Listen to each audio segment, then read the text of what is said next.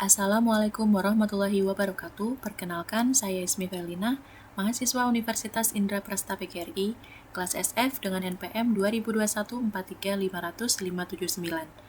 Video ini saya buat sebagai bagian dari penyusunan tugas akhir dengan judul Sistem Pakar Diagnosa Stunting pada Anak di Posyandu Bougainville, Kelurahan Dukuh menggunakan metode forward chaining. Aplikasi ini dirancang untuk membantu orang tua, kader posyandu, maupun tenaga kesehatan dalam mendeteksi secara dini resiko stunting pada balita. Dengan menggunakan metode forward chaining, yaitu proses penalaran dari gejala yang dipilih oleh pengguna menuju kesimpulan diagnosa. Dalam video ini, saya akan mendemonstrasikan alur kerja aplikasi mulai dari input data balita, pemilihan gejala, hingga sistem menampilkan hasil diagnosa dan solusi penanganan yang sesuai. Langkah pertama, kita buka aplikasi SAMPIPI, kemudian aktifkan Apache dan MySQL-nya untuk menjalankan server lokal dan database. Di sini saya sudah mengaktifkan Apache dan MySQL-nya.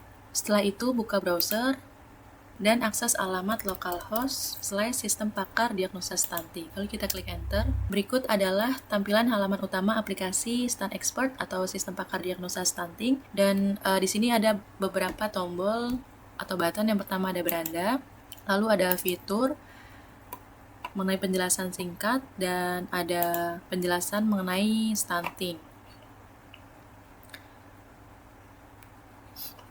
Lalu selanjutnya, untuk masuk ke dalam sistem, kita perlu login terlebih dahulu menggunakan akun yang sudah terdaftar. Kita bisa klik login atau kita bisa klik mulai diagnosa. Berikut adalah tampilan halaman login yang dimana kita dapat masukkan email atau nomor telepon dan kata sandi yang sudah terdaftar. Kemudian jika pengguna lupa kata sandi, bisa klik lupa kata sandi, dan jika pengguna belum memiliki akun, bisa membuat akun baru. Berikut adalah tampilan halaman register atau daftar. Di sini kita dapat masukkan nama lengkap, masukkan email atau nomor telepon, dan memasukkan kata sandi. Dan jika sudah terisi semua, kita bisa checklist untuk menyetujui kebijakan privasi dari sistem aplikasi kami. Selanjutnya, saya akan mencoba mencontohkan sebagai admin atau pakar. Di sini saya akan mencoba login. Setelah berhasil login, kita akan diarahkan ke halaman dashboard. Di halaman ini terdapat ringkasan informasi seperti jumlah balita yang diperiksa, jumlah diagnosis stunting, dan persentase diagnosis stunting. Dan ada menu atau shortcut seperti konsultasi, data pengguna, dan profil. Kemudian ada grafik yang berisi hasil diagnosis dan perkembangan stunting yang direpresentasikan menggunakan pie chart dan line chart. Di sini kita dapat melihat jumlah masing-masing kategori diagnosa seperti normal, stunting, dan beresiko stunting beserta presentase dari jumlah diagnosa. Kemudian ada perkembangan stunting yang dapat kita lihat dari setiap tahun dan bisa kita lihat untuk jumlah stunting melalui grafik perkembangan stunting. Selanjutnya di sini ada menu konsultasi. Pada menu ini pengguna dapat melakukan proses diagnosa, dan form konsultasi pada menu konsultasi ini terdiri dari form data balita. Kemudian setelah mengisi semua data balita akan menjawab pertanyaan gejala yang akan ditampilkan, dan yang terakhir adalah hasil akhir diagnosa yang disertai dengan solusi atau rekomendasi penanganan. Dan pada halaman konsultasi ini ada juga panduan konsultasi yang berisi panduan untuk penginputan data diagnosa stunting pada anak. Oke, langsung saja. Di sini saya contohkan untuk mengisi form data balita. Untuk nama balitanya Rani, tanggal lahir 02/02/2022, jenis kelamin perempuan, tinggi badan 100 dan berat badannya 20. Di sini kita dapat melihat pada usia balita akan tampil secara otomatis dan terhitung dari tanggal lahir. Kemudian untuk status tinggi badan juga akan terisi otomatis karena dilihat dari tinggi badan, jenis kelamin, dan usia balita. Untuk status tinggi badan di sini normal. Kemudian kita klik mulai diagnosa. Selanjutnya di sini kita akan menjawab pertanyaan gejala yang dialami oleh balita. Yang pertama, tinggi badan lebih pendek dari anak seusianya. Karena tadi pada status tinggi badan balita yang bernama Rani normal, maka kita jawab tidak.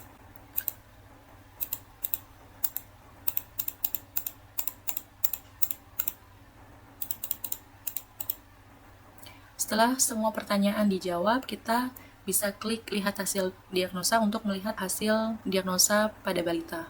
Untuk hasil diagnosanya adalah normal karena gejala yang dialami pada anak itu indikasikan bahwa anak tersebut normal, tidak stunting. Dan di sini juga menampilkan rekomendasi tingkat lanjut yang bisa dilakukan oleh orang tua. Kemudian di bawahnya ada tombol atau button untuk konsultasi baru dan cetak, di mana konsultasi baru ini akan menampilkan halaman form data balita dan bisa melakukan konsultasi ulang.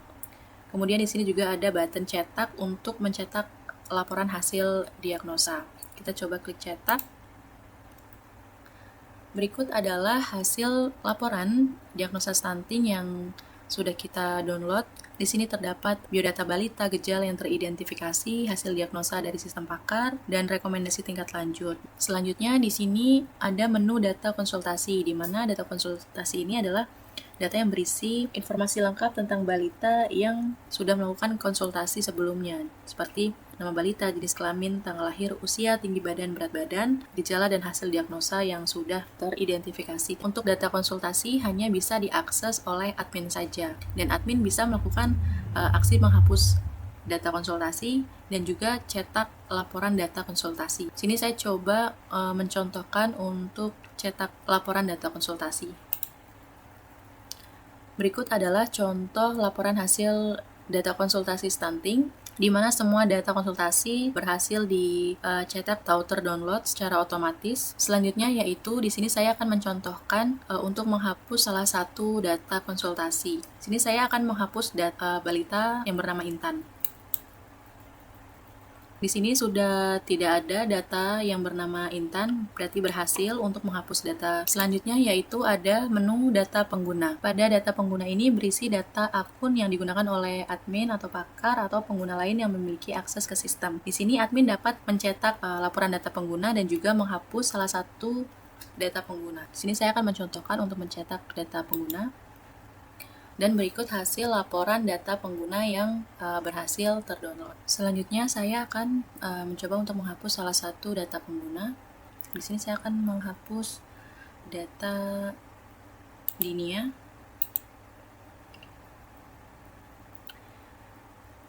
Untuk data pengguna yang bernama Dinia sudah berhasil terhapus pada daftar tabel data pengguna. Selanjutnya, menu data gejala. Pada menu data gejala ini berisi daftar gejala-gejala yang dijadikan acuan dalam proses diagnosa stunting, seperti kurang nafsu makan atau masing-masing gejala diberi kode seperti G01, G02, dan seterusnya. Dan pada menu data gejala ini, admin juga dapat melakukan tambah data, cetak data, edit, dan menghapus data. Di sini saya akan coba mencontohkan untuk tambah data. Untuk kode gejala di sini otomatis akan terisi secara berurutan.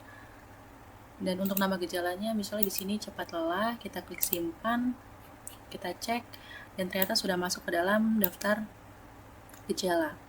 Kemudian kita coba untuk mengubah nama gejalanya seperti otot dan tulang yang kuat, kita simpan. Dan untuk kode gejala G20 dengan nama gejala otot dan tulang yang kuat berhasil diperbarui. Kemudian kita coba untuk menghapus data gejala. Kita klik. Dan gejala dengan kode G20 sudah berhasil terhapus. Kemudian kita coba untuk cetak data gejala.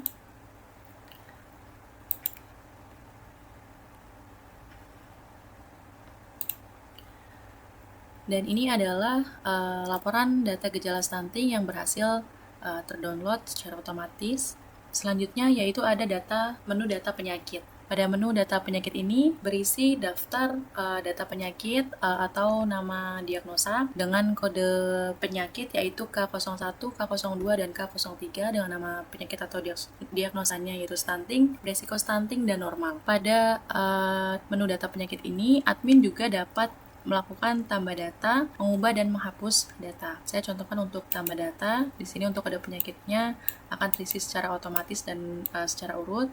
Untuk nama penyakitnya misalnya stunting berat, kita coba klik simpan dan data penyakit baru sudah masuk ke dalam daftar tabel dan kita coba untuk mengubah data penyakitnya seperti misalnya stunting ringan, kita klik simpan dan untuk nama penyakitnya berhasil diperbaharui.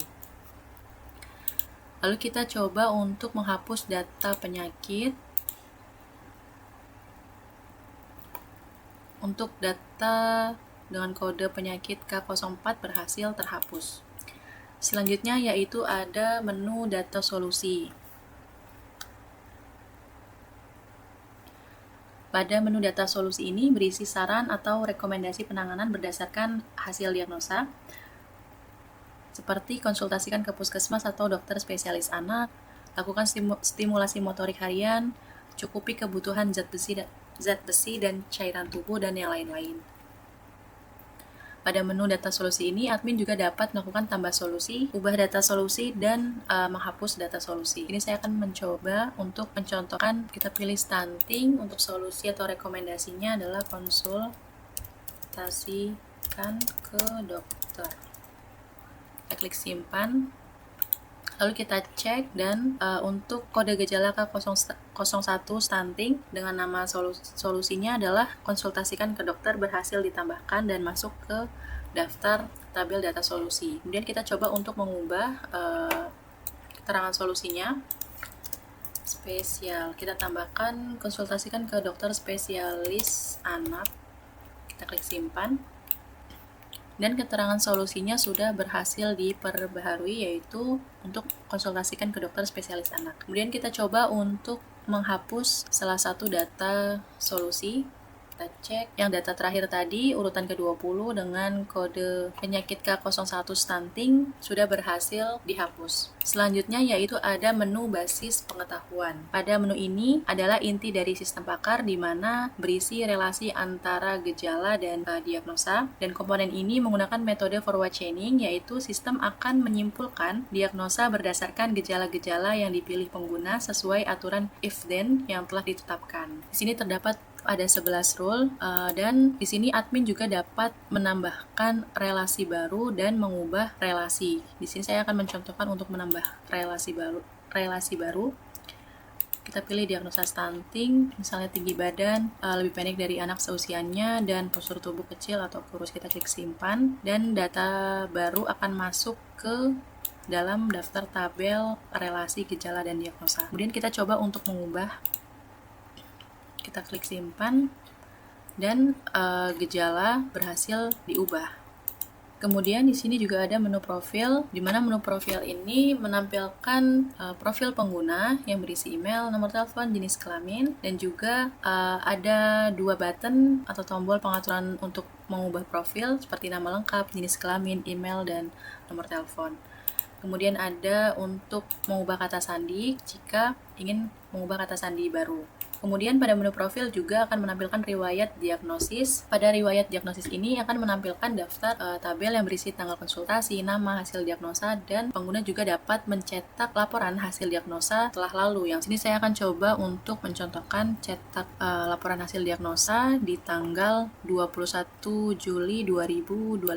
Ketika kita klik icon cetak ini, maka akan otomatis terdownload dalam format PDF. Berikut adalah laporan hasil diagnosa stunting yang berhasil di-download atau dicetak. Kemudian selanjutnya ada menu panduan, di mana menu panduan ini berisi beberapa pertanyaan yang sering ditanyakan oleh pengguna. Di sini kita bisa melihat jawaban dari pertanyaan-pertanyaan yang ditanyakan oleh pengguna. Dan pada menu panduan ini juga disediakan kontak yang dapat dihubungi melalui WhatsApp atau email. Dan terdapat 3 button atau tombol yang dapat kita gunakan, yaitu pertama ada kebijakan privacy, yang kedua ada ketentuan penggunaan, dan yang ketiga yaitu ada edit kontak, di mana edit kontak ini hanya bisa diakses oleh admin saja. Dan yang terakhir yaitu ada logout. Jika pengguna ingin keluar dari sistem dan kembali ke halaman login, pengguna dapat klik logout ini. Sini saya akan pilih keluar dan menampilkan halaman login kembali. Selanjutnya di sini saya akan mencoba login sebagai user atau pengguna biasa.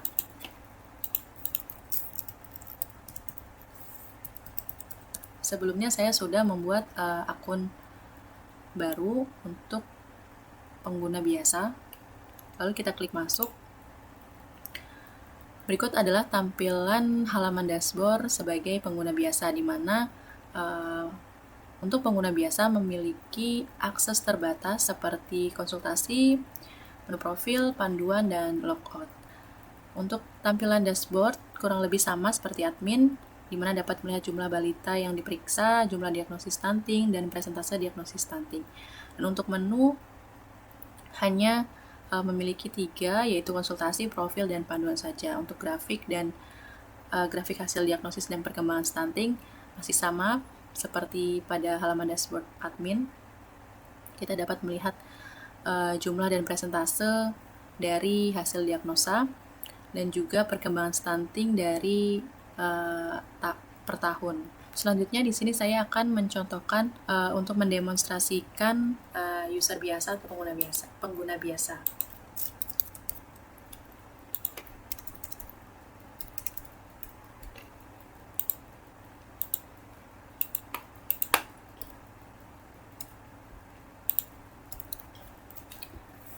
Setelah semua form data balita terisi, kita klik mulai diagnosa. Tapi sebelum itu, kita lihat dulu untuk status tinggi badan di sini adalah lebih pendek. Kita klik mulai diagnosa.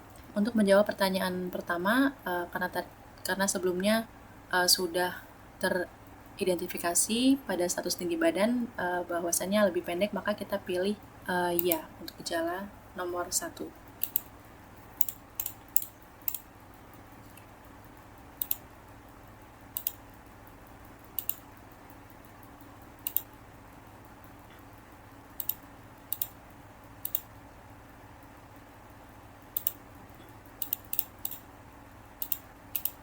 Setelah semua pertanyaan dijawab, kita klik lihat hasil diagnosa.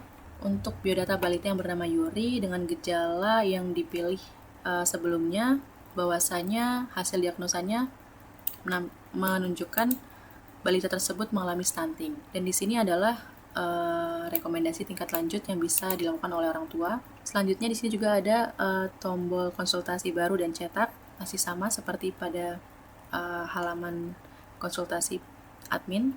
Kita coba klik cetak dan akan otomatis terdownload laporan hasil diagnosanya. Berikut adalah contoh laporan hasil diagnosa stunting yang sudah terdownload. Selanjutnya, jika klik konsultasi baru akan menampilkan halaman konsultasi dari awal. Selanjutnya yaitu menu profil, di mana menu profil ini akan menampilkan profil setiap pengguna yang berisi email, nomor telepon, jenis kelamin. Dan setiap pengguna juga bisa mengatur profilnya, seperti mengubah profil, nama lengkap, jenis kelamin, email, nomor telepon. Dan setiap pengguna juga bisa mengubah kata sandi ke kata sandi yang baru. Dan di menu profil, dan pada menu profil ini juga menampilkan riwayat diagnosis dengan menampilkan daftar tabel riwayat seperti tanggal konsultasi, nama, hasil diagnosa, dan masing-masing data ini bisa dicetak kembali hasil laporan diagnosanya. Saya contohkan untuk nama balita yang bernama Heru pada tanggal konsultasi 14 Juni. Berikut adalah hasil laporan diagnosa stunting yang sudah dilakukan pada tanggal 14 Juni 2025. Kemudian untuk halaman panduan di pengguna biasa atau user biasa, kurang lebih sama pada halaman panduan seperti admin, namun bedanya adalah pada halaman panduan pengguna biasa ini tidak memiliki akses untuk edit kontak, hanya bisa melihat kebijakan privasi dan ketentuan penggunaan, lalu melihat pertanyaan dan jawaban dari pertanyaan yang sering ditanyakan. Kemudian di sini juga bisa melihat kontak yang dapat dihubungi. Dan jika pengguna biasa ingin keluar dari sistem aplikasi Stan Expert ini, bisa klik logout dan pilih tombol keluar. Lalu sistem akan menampilkan halaman login kembali. Demikian demo aplikasi sistem pakar diagnosa stunting pada anak di Posyandu Bougainville, Kelurahan Duku yang telah saya rancang menggunakan metode forward chaining. Harapannya aplikasi ini dapat menjadi solusi yang mendukung proses diagnosa dini stunting secara lebih cepat, tepat, dan efisien, khususnya bagi para kader Posyandu, orang tua, serta tenaga kesehatan. Terima kasih telah menyimak video ini, semoga bermanfaat dan dapat memberikan gambaran yang jelas tentang cara kerja aplikasi yang saya buat. Kurang lebihnya mohon maaf. Wassalamualaikum warahmatullahi wabarakatuh.